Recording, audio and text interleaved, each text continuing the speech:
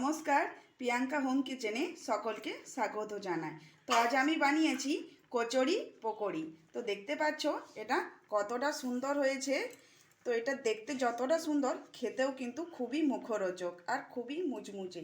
তো এরকম নাস্তা যদি আমরা বিকেলে চায়ের সাথে পেয়ে থাকি তাহলে আর কি চাই। তো পুরো ভিডিওটা অবশ্যই দেখো, তাহলেই বুঝতে পারবে আজ আমি এটা কিভাবে বানিয়েছি। তো অবশ্যই একবার এইভাবে ট্রাই করো। তো চলো দেখে নেওয়া যাক আমি এটা কিভাবে বানালাম।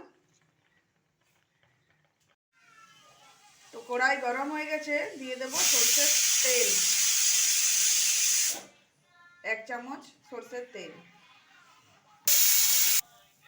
তো তেল গরম হয়ে গেছে, এবারে দিয়ে দেবো 1 চামচ সরষে, দিয়ে দেবো জিরে, সাদা তিল।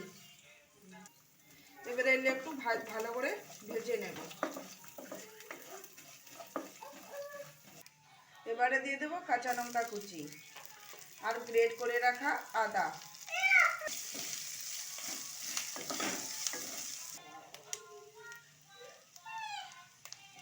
দিয়ে দেবো 1 বাটি জল,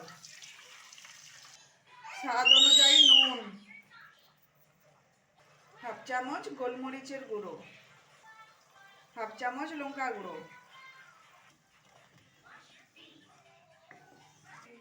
তো এখানে আমি নিয়েছি 1 বাটি গমের আটা। এটা অল্প অল্প দেবো এখানে আর মাখবো।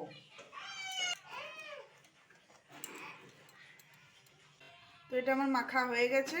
তো এবার এটা আমি নামিয়ে নেব। তো এই যে এখানে আমি 2টা আলু সিদ্ধ করে নিয়েছি। তো এবারে এই আলুটা আমি গ্রেট করে নেব।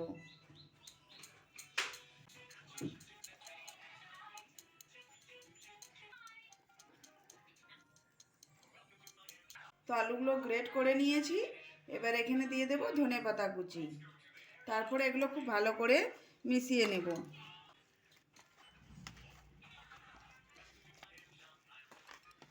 তো আমি যেভাবে বানাচ্ছি এভাবে অবশ্যই বাড়িতে বানিয়েও, এটা খেতে কিন্তু দুর্দান্ত স্বাদ হয়। তো এটা কিন্তু খুব সহজেই তৈরি হয়ে যায়, সামান্য কিছু উপকরণ দিয়েই এটা খুব সুন্দর একটা দুর্দান্ত নাস্তা তৈরি হয়ে যাবে।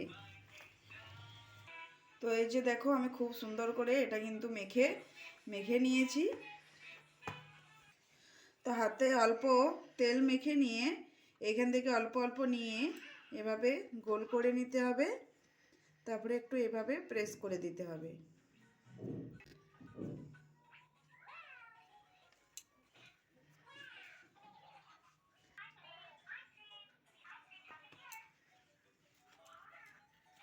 তো এই যে দেখো এখানে আমি অনেকগুলো বানিয়ে নিয়েছি।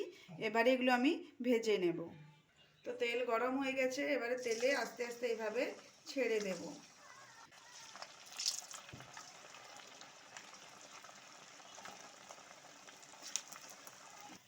তো এই যে দেখতে পাচ্ছ এগুলো কিন্তু ভেসে গেছে। তো এগুলো মিডিয়াম আঁচে ভেজে নিতে হবে। তো আমার চ্যানেলে এসে সকলেই যে ভিডিও দেখেন তার জন্য আমি কিন্তু সকলকে ধন্যবাদ জানাই, এবং আমার চ্যানেলে নতুন বন্ধুদেরকে অনুরোধ করছি যাতে আমার চ্যানেলটা সাবস্ক্রাইব করে দেবে। তো তো এই যে দেখতে পাচ্ছ একদম ফুলে একদম টোল হয়ে গেছে। তো এগুলো আমার হয়ে গেছে, এবার এগুলো নামিয়ে নেব। কালার হয়ে গেছে।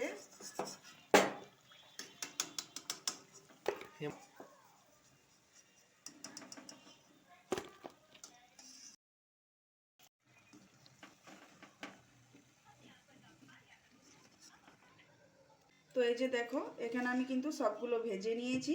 তো এটা খুবই সহজ রেসিপি, তাড়াতাড়ি হয়ে যায়। তো এটা বিকেলের নাস্তায় বা সকালের জলখাবারে খেতে পারো, বা বাচ্চাদের স্কুলের টিফিনে দিতে পারো। এটা কিন্তু একটা দারুণ টেস্টি নাস্তা। তো আজকের রেসিপিটা কেমন লাগলো অবশ্যই কমেন্ট করে জানাবে। আর যদি ভালো লেগে থাকে তো আমার চ্যানেলটা সাবস্ক্রাইব করে দিও। ভালো থেকো, সুস্থ থেকো। আরও আসছি নতুন রেসিপি নিয়ে।